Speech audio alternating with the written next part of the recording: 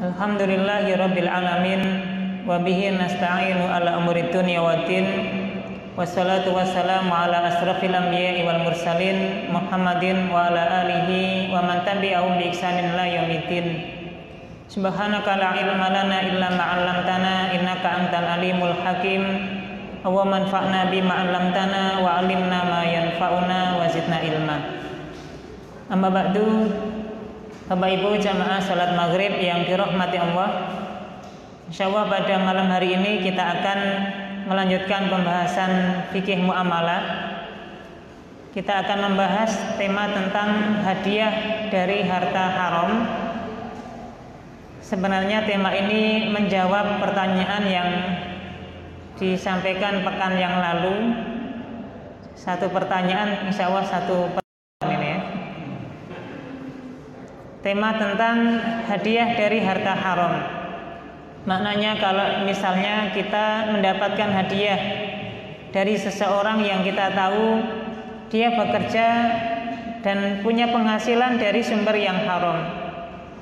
Apakah karena dia mendapati hartanya karena riba, atau mendapati hartanya dengan cara berjualan hal-hal yang diharamkan?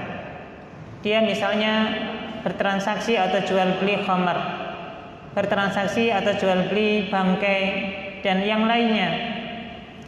Kira-kira kita tahu dia mendapati hartanya dengan cara haram, kemudian kita dapat hadiah, misalnya kita dikasih makanan, diundang di rumahnya untuk kemudian dihidangkan makanan, bolehkah kita menerima hadiah tersebut? Ini pertanyaan yang kemarin ya, atau pekan yang lalu, dan sempat kita belum sempat kita bahas. Insyaallah kita akan sampaikan dalam pertemuan ini. Bapak Ibu yang dirahmati Allah, yang pertama kita akan mengenali dulu batasan harta haram itu seperti apa.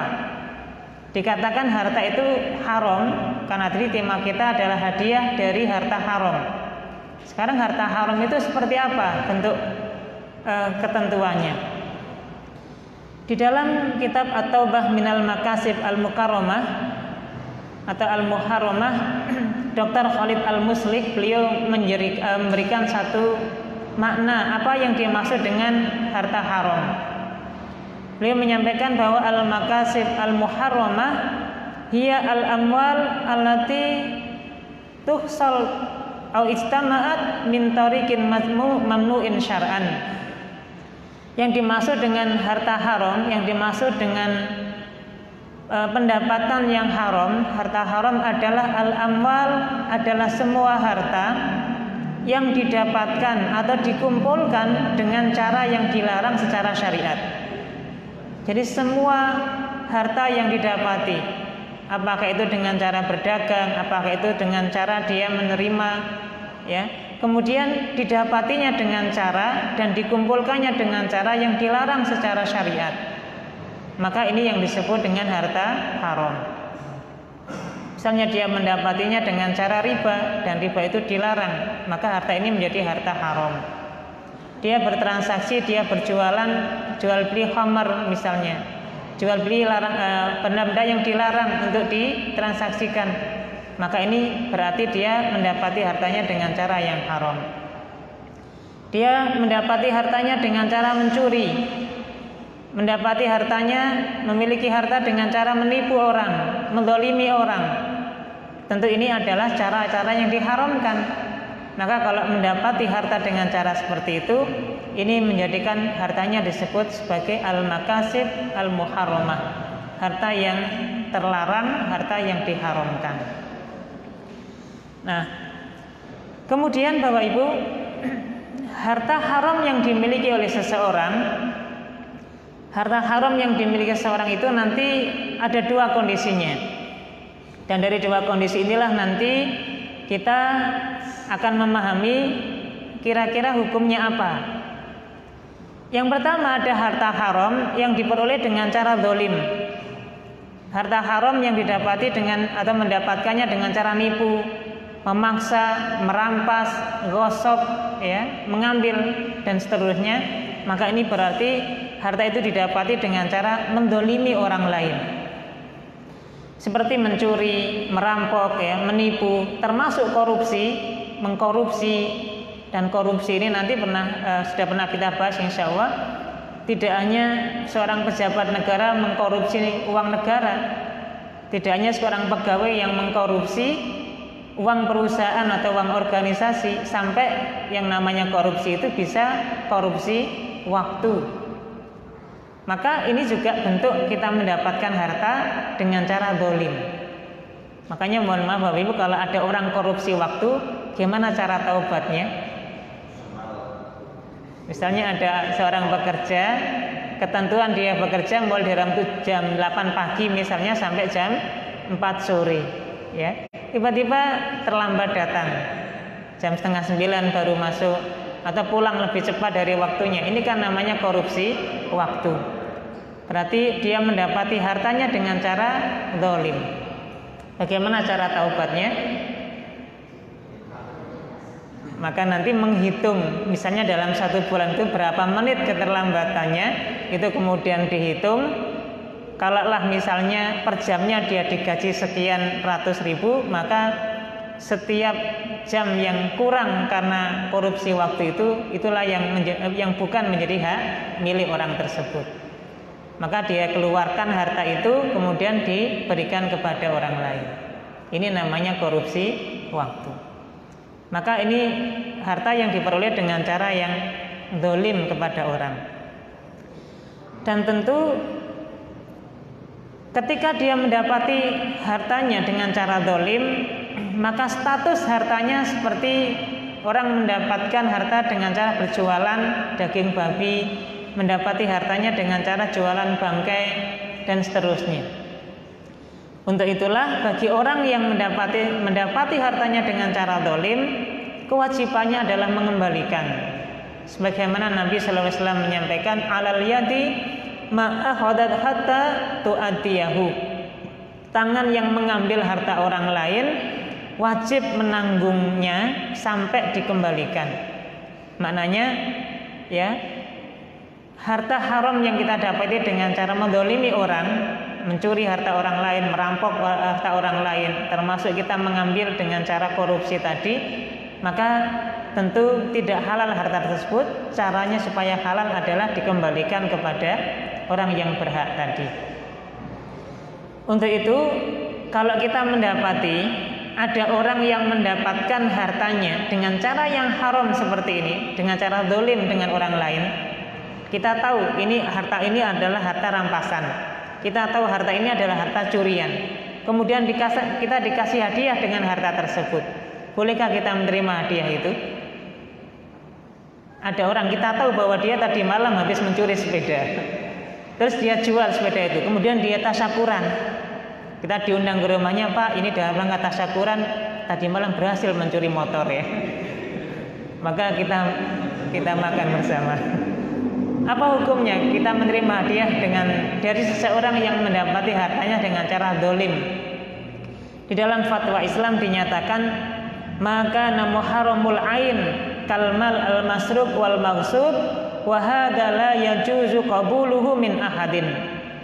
Dalam fatwa ini dikatakan, kalau ada harta haram dari zatnya, seperti harta yang dicuri, seperti harta yang didapati dengan cara gosok, dikorupsi tadi, hadza la yajuzu qabuluhu min ahadin.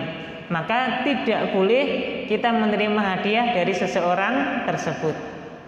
Maka kalau kita tahu persis bahwa ini harta curian, kemudian dibagi-bagikan kepada orang lain, kita nggak boleh menerimanya, karena ini adalah harta yang haram secara zatnya. Baik untuk dia sendiri juga haram, dibagikan kepada orang lain juga hukumnya haram. Li'annahu la yajibu radduhu ila ahlihi, atau li'annahu yajibu radduhu ila ahlihi, karena kewajiban orang yang ngambil tadi, kewajibannya bukan dalam rangka disedekahkan atau dihadiahkan, tapi memang kewajibannya mengembalikan kepada orang yang punya tadi. Untuk itu ini yang pertama kondisinya, kalau kita dikasih hadiah dari seseorang yang kita tahu persis bahwa dia mendapatinya dengan cara mencuri, dia dapatinya dengan cara merampok, didapati dengan cara korupsi tadi, maka kita nggak boleh menerima hadiah dari orang tersebut. Kenapa? Alasannya tadi, karena hakikatnya harta ini bukan untuk dibagi-bagikan dalam bentuk hadiah, tapi memang seyogyanya dikembalikan kepada yang berhak. Nah, ini kondisi yang pertama. Kemudian yang kedua, Bapak Ibu, harta haram itu diperoleh dengan cara saling ridho. Ada nggak harta haram, statusnya haram, tapi diperoleh dengan cara saling ridho? Baik orang yang mengambil maupun yang hartanya diambil tadi, dia saling ridho. Apa contohnya ini? Harta haram tapi didapatkan dengan cara saling ridho. Orang menang judi, orang habis judi, itu kira-kira saling ridho nggak dia dapat menang judi itu? Saling ridho. Orang menang dalam kondisi habis taruhan. Kalau dia nggak ridho, mesti lapor polisi dia. Pak, saya lapor Pak penjenengan ya. Saya nggak ridho, uang saya kalah, saya judi. Gitu. Nah, ini bukan tambah baik, tambah ditangkap dia kan judi. Maknanya kalau dia kalah judi, dia ridho. Dan orang yang menang, hartanya yang diambil tadi dia ridho. Maka ini namanya harta haram yang diperoleh dengan cara saling ridho. Termasuk, mohon maaf ya, orang yang misalnya menjual khamar. Orang yang jual dan orang yang beli saling ridho atau tidak? Saling ridho. Dan ini tentu menjadi harta yang dilarang. Mohon maaf Bapak Ibu, jual beli rokok itu halal atau haram?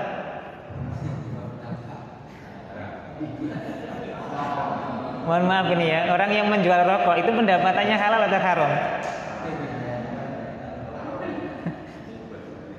Ini jawabannya kok ragu-ragu gini ya. Insya Allah sudah pernah kita bahas dulu ya tentang hukum jual beli rokok. Pendapat yang lebih kuat adalah pendapat yang mengharamkannya. Kenapa?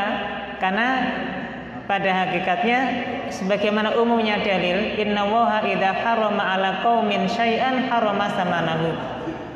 Ketika Allah Subhanahu wa taala mengharamkan suatu barang pada satu kaum, Allah Subhanahu wa taala juga mengharamkan pendapatan darinya. Nah, sekarang rokok itu halal atau haram? Nah, itu masalahnya kan? Sesuai dengan yang pernah kita bahas dulu, maka umumnya pendapat yang lebih kuat adalah yang mengharamkan rokok. Untuk itu yang mendapatkan penghasilannya dengan cara berjual beli rokok, ini juga termasuk memperoleh harta haram dengan cara ridho, saling ridho. Termasuk misalnya orang yang bekerja di bank konvensional ya, bank-bank ribawi, dia bekerja dan mendapatkan gaji dengan cara saling ridho, saling ridho. Maka inilah hakikatnya mendapatkan harta dengan cara saling ridho. Nah, kalau kita dikasih hadiah dari seseorang yang mendapati hartanya, harta haram yang dengan cara saling ridho ini, apa hukumnya? Di situ nanti para ulama beda pendapat. Para ulama beda pendapat. Pendapat yang pertama membolehkan secara mutlak. Jadi kalau kita misalnya menerima hadiah dari orang yang kita tahu, dia ini mohon maaf misalnya pegawai bank konvensional, mendapati hartanya dengan cara riba. Atau misalnya dia seorang rentenir, ya, meminjamkan uang kembali dengan cara berlebih, dengan cara nganakno duit istilahnya. Kemudian kita dikasih hadiah, boleh atau tidak? Pendapat yang pertama mengatakan secara mutlak boleh kita terima hadiah tersebut. Apa di antara alasannya? Alasannya adalah sebagaimana pendapatnya Ibnu Mas'ud radhiyallahu anhu. Abdullah bin Mas'ud, sahabat mulia ini, suatu ketika pernah ditanya, sebagaimana dalam satu riwayat yang disebutkan oleh Al-Hafidh Ibnu Rajab Al-Hambali dalam madzhab Imam Hambali, beliau pernah menyebutkan bahwasanya Ibnu Mas'ud, Abdullah bin Mas'ud radhiyallahu anhu ini pernah ditanya tentang apa hukumnya ketika seseorang dia terang-terangan makan riba, ma'ruf ya, terkenal orang makan harta dengan cara riba. Kemudian dia tidak menjauhi harta tersebut. Kemudian dia memberikan hadiah kepada orang lain. Bolehkah dia menerima hadiah itu? Misalnya ya, habis dapat harta atau untung besar gitu ya dari praktek ribawinya itu, kemudian dia tasyakuran, ngundang tetangganya kiri kanan rumah, diundang ke rumah, kemudian dihidangkan makanan sampai bisa jadi nanti dikasih amplop satu-satu dibawa pulang. Ibnu Mas'ud pernah ditanya tentang itu. Apa hukumnya jika ada orang yang diundang datang ke rumah orang yang hartanya didapati dengan cara harta haram yang saling ridha tadi, makanan yang dihidangkan, kata Abdullah bin Mas'ud mengatakan ajibuhu fa innahal mihnah lakum wal wizru alaihi. Kata Abdullah bin Mas'ud mengatakan, datangilah, silahkan datangi, penuhi undangannya, karena hakikatnya pemberian yang diberikan itu adalah milik kalian. Hadiah itu milik kalian, maknanya halal-halal saja. Wal wizru alaihi, adapun dosanya kembali pada orang yang memberikan. Maknanya status hukum halal haramnya uang itu bukan pada uang atau bukan pada barangnya, tapi melekat pada perbuatan orang ketika mendapatinya. Orang yang bekerja di bank-bank ribawi tadi, atau dia mendapati hartanya dengan cara ribawi, dialah yang mendapatkan dosa. Status hartanya ini kalau diberikan kepada orang lain tidak berpengaruh, kemudian nular dosanya, tidak ada. Karena hakikatnya ini sudah beda akad. Dia mendapatinya dengan cara riba, dia yang kena dosa. Tapi ketika dia memberikan hadiah kepada orang lain, berarti sudah beda kondisi. Maka orang yang menerima hadiah ini hukumnya boleh, karena dia dikasih hadiah. Selama hadiahnya juga halal, maka boleh-boleh saja dia terima. Maka menerima hadiahnya hukumnya boleh. Yang mendapatkan dosa ya orang yang mendapati hartanya dengan cara yang haram tadi. Nah, untuk itu pendapat yang pertama ini secara mutlak membolehkan. Apakah nanti hartanya dia dapat itu secara keseluruhan dalam kondisi bercampur antara yang halal dengan yang haram, ataukah tidak secara mutlak apapun kondisinya, kalau dia dapati dengan cara yang haram, maka orang yang menerima dia hukumnya boleh-boleh saja. Termasuk di antara dalil yang digunakan untuk menguatkan pendapat ini, membolehkan secara mutlak ini adalah apa yang pernah terjadi di zamannya Umar bin Khattab. Di zaman Umar bin Khattab itu pernah satu kejadian, ada seorang Yahudi atau orang yang tentu tidak beragama Islam. Tentu ketika dia tinggal di negara Muslim, dia harus membayar jizyah. Dia harus membayar jizyah. Maka orang Yahudi ini ketika didatangi petugasnya oleh petugas Umar bin Khattab untuk menarik jizyah, orang Yahudi ini mengatakan, wahai utusan Amirul Mukminin, saya hari ini nggak punya uang cash, saya hanya punya minuman keras ini, saya hanya punya khamar ini. Kalau kamu mau mengambil jizyah dari saya, silakan bawa minuman keras ini, kasihkan kepada Umar bin Khattab. Ini kira-kira kan minuman keras ini kan dilarang ya, karena nggak punya uang, maka kemudian mau dibayar jizyah, mau dibayar upetinya itu menggunakan minuman keras. Kira-kira kalau kita dibayar pakai minuman keras diterima atau enggak? Nah, inilah yang menjadikan ragu utusan Umar bin Khattab tadi. Kemudian utusan ini kembali kepada Umar bin Khattab bertanya, wahai Amirul Mukminin, ada seseorang ketika kita tagih jizyah dia mengatakan mau dibayar pakai minuman keras. Bagaimana ini wahai Amirul Mukminin? Kata Umar bin Khattab, sudah, kembali lagi kamu pada orang tersebut, sampaikan bahwa dia jual dulu minuman keras itu, dan nanti kalau sudah berupa uang untuk digunakan membayar jizyah. Jadi kalau sudah berupa uang, meskipun hasilnya dihasilkan dari cara menjual minuman keras, ini berarti status hukumnya sudah berbeda, karena zatnya adalah uang yang didapatkan dengan cara menjual minuman keras tadi. Maka digunakan untuk membayar jizyah tadi. Tapi kalau yang digunakan bayar langsung minuman keras, ini yang ditolak sama Umar, menandakan bahwa menerima pembayaran meskipun kita tahu sumber dari harta yang haram yang didapati dari orang tersebut. Ini yang pertama, Bapak Ibu, hukumnya secara mutlak adalah boleh. Kemudian pendapat yang kedua, ini pendapatnya mazhab Malikiyah, berpendapat boleh jika harta itu bercampur dan dominan dari harta yang halal.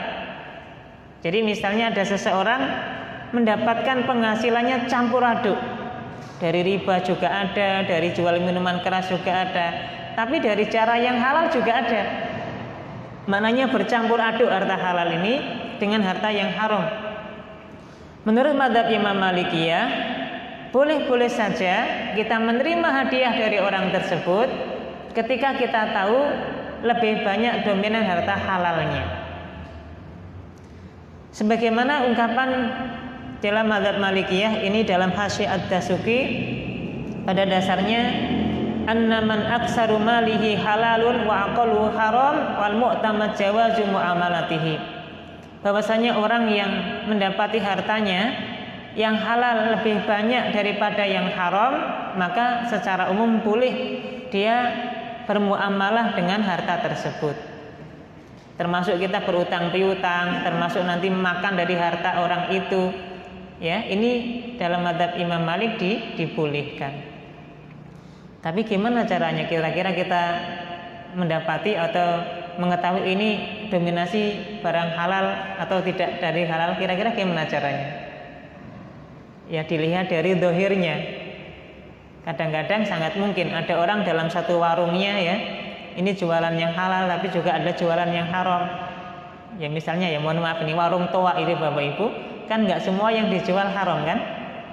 Iya kan? Ada toaknya ini haram, tapi nanti ada dijual gorengan. Apalagi yang dijual ada kacang ya.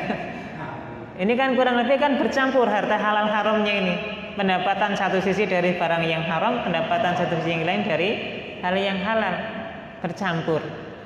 Maka kalau kita tahu dominasi dari cara yang halal, maka boleh menerima dalam mazhab Malikiyah. Kemudian ada yang menghukumi makruh, ini dalam mazhab Imam Syafi'i, makruh bermuamalah dengan orang yang dominan hartanya haram. Maknanya lebih baik dihindari. Dan ini ungkapan Imam As-Suyuti mengatakan muamalatu man aksaru mali haram. Muamalah dengan orang yang kita tahu hartanya lebih banyak dari cara yang haram, maka ini dilarang. Ya. Untuk itu dilarang dan setidaknya hukumnya makruh ya. Hukumnya dihukumi. Nah, dari tiga pendapat ini kalau kita simpulkan, menurut pendapatnya Abdullah bin Mas'ud mengatakan boleh secara mutlak. Menurut pendapatnya Imam Malik mengatakan hukumnya kalau kita tahu dominasi yang lebih halal, dominasi yang lebih banyak yang halal, maka hukumnya boleh. Dalam mazhab Imam Syafi'i hukumnya makruh. Mana kira-kira yang lebih kuat? Wallahu alam. Tentu apa yang disampaikan dalam riwayat Imam Ibnu Rajab Al-Hambali tentang cerita Ibnu Mas'ud, karena ini langsung dari sahabat langsung, dan sekiranya ini dibenarkan secara riwayat, maka pendapat yang pertama lebih kuat. Jadi boleh-boleh saja kita menerima hadiah, menerima pemberian dari seseorang yang mendapati hartanya dari cara yang haram dengan saling ridho tadi. Kenapa? Karena status kepemilikan harta itu orang yang mendapati dengan ya berarti dosanya ditanggung orang tersebut. Adapun kita yang menerima ini berarti kan sudah berbeda secara akad, sehingga sudah tidak terkena dosanya lagi. Selama yang diberikan kepada kita adalah bendanya halal. Bendanya halal. Maka wa alam pendapat Ibnu Mas'ud ini lebih kuat ya. Pendapat Ibnu Mas'ud ini lebih kuat sehingga boleh-boleh saja kita menerima hadiah dari seseorang yang kita tahu sumber hartanya dari cara yang diharamkan dengan saling ridho tadi. Itu kurang lebih Bapak Ibu. Supaya ada waktu untuk tanya jawab ya sampai isya nanti. Monggo silakan. Gitu. Ada orang korupsi. Ya. Korupsi dalam nominal besar. Dibangunkan rumah, dibuatkan usaha seperti contoh membuat SD. Didapatkan secara haram jelas. Jadi harta haram tadi dikembangkan sehingga menjadi kaya raya. Orang kita mengatakan sampai begitu. Ini bagaimana Ustaz? Apakah ada batasan bahwa haram itu sampai ke sini, sampai ke bangun SPBU, atau pendapatan dari SPBU itu dari harta yang haram ini menjadi haram? Terima kasih. Bagaimana dengan seseorang yang misalnya dia korupsi di kantornya ya, kemudian dari hasil korupsi ini dia gunakan untuk usaha, yang usaha ini menghasilkan setiap tahunnya sekian dan banyak sekali keuntungannya. Apakah hasil dari usaha yang halal, usaha yang meskipun usaha ini halal ya, misalnya pom bensin tadi kan halal, tapi sumbernya adalah sumber yang haram, apakah ikut kecipratan haram atau tidak? Kalau kita balik dulu dengan hadis yang pernah kita sampaikan ketika kita berbicara tentang pentingnya kita bersedekah atau beramal dengan harta yang halal. Pernah kita sampaikan satu riwayat hadis bahwasanya kalaulah ada seseorang, kurang lebih maknanya ya, kalaulah ada seseorang yang mensedekahkan, orang yang mensedekahkan hartanya meskipun hanya sebutir kurma dan dia dapati dari jalan yang halal, maka Allah Subhanahu wa taala akan menerimanya dengan tangan kanannya. Kemudian Allah Subhanahu wa taala akan melipat gandakan pahala itu sampai nanti kurang lebih sebesar gunung.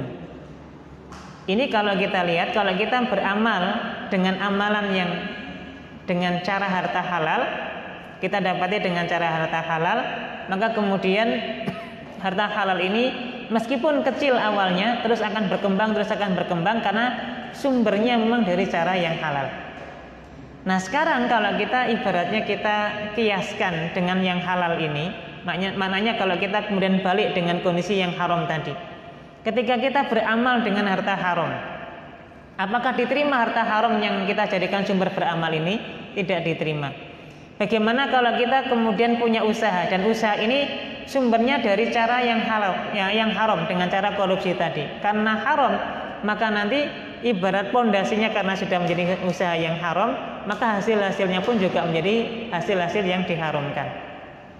Untuk itu mohon maaf kalau ada yang kemudian mendapati hartanya dengan cara korupsi tadi, dikembangkan dengan cara usaha dari sumber yang dilarang tadi. Sebagaimana kalau kita beramal dengan amalan yang dihalalkan, maka ini akan terus mengalir pahalanya menjadi besar karena sumbernya dari jalan yang halal. Nah, masalahnya adalah sumbernya yang kita pakai ini.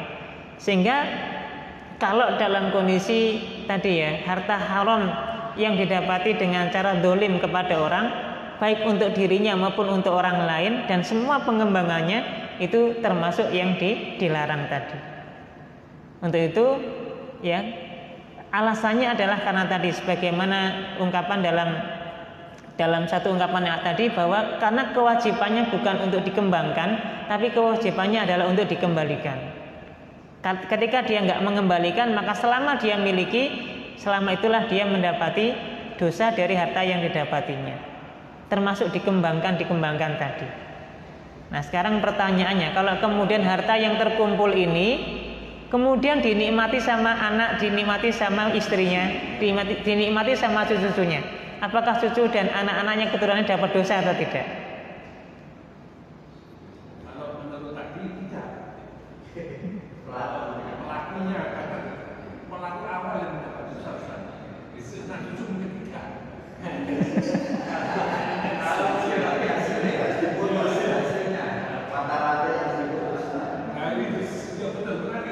Ya. Jadi kalau ibaratnya harta ini terus bertumbuh, terus bertambah, maka kepemilikan harta ini kan kembali pada orang yang menjalankan usahanya dengan cara haram tadi. Kemudian status orang yang mendapatkan, misalnya anak, cucunya, ini apakah terkena dosa atau tidak? Sebagaimana kita jelaskan tadi, bolehnya menerima hadiah dari sumber yang haram ketika memang kita tidak yang menjalankannya. Sebagaimana tadi ya, orang yang menerima hadiah dari cara yang riba, maka hukumnya boleh karena hakikatnya Orang yang menjalankan itulah yang dapat dosa, kita yang menerima dia kan nggak dapat dosa. Maka wa'alam ya, bagi orang atau anak cucunya yang tadi ibaratnya seperti hadiah tadi sebagai bentuk hak yang dia harus terima, maka ini sudah terputus dari unsur dosa. Yang dapat dosa ya orang yang korupsi tadi. Sehingga insya Allah anak-anaknya ini tidak terkena unsur dosa tadi. Gitu ya kira-kira.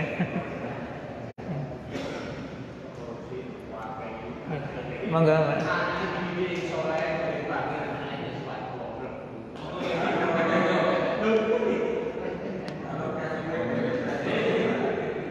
Pribadi.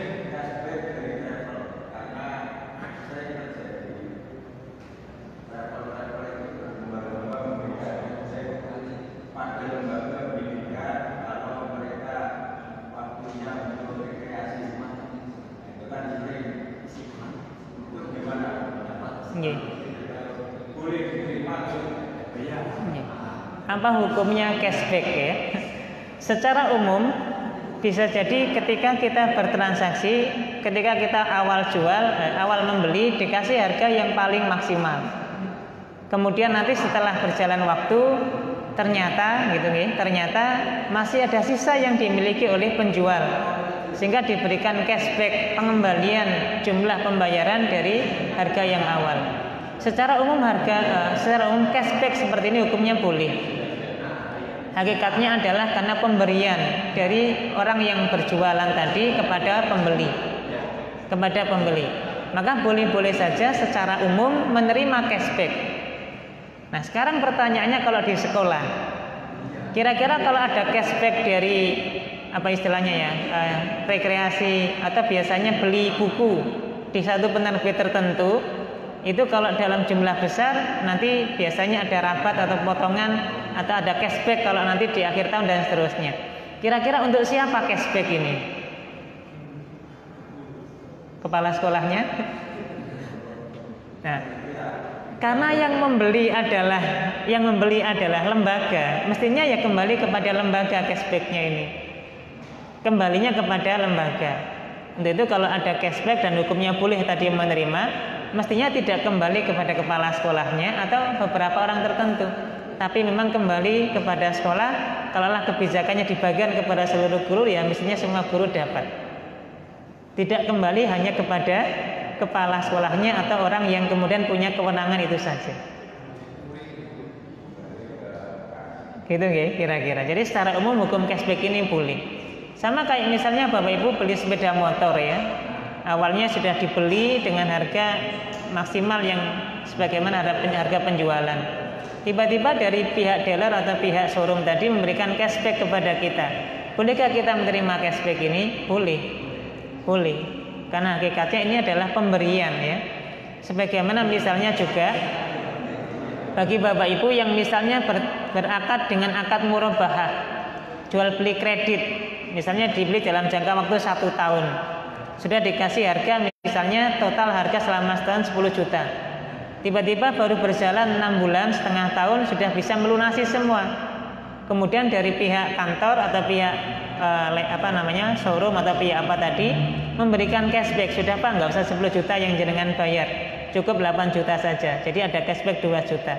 Maka hukumnya boleh untuk diterima. Gitu ya kira-kira. Ya. Sudah Isya ini ya. Karena sudah Isya, mungkin masih ada pertanyaan, kita lanjut pekan depan insyaallah. Demikian Bapak Ibu, mudah-mudahan manfaat. Kita akhiri dengan bacaan hamdalah dan kafaratul majlis. Alhamdulillahirabbil alamin. Subhanaka wa bihamdika asyhadu an la ilaha illa anta astaghfiruka wa atubu ilaik. Assalamualaikum warahmatullahi wabarakatuh.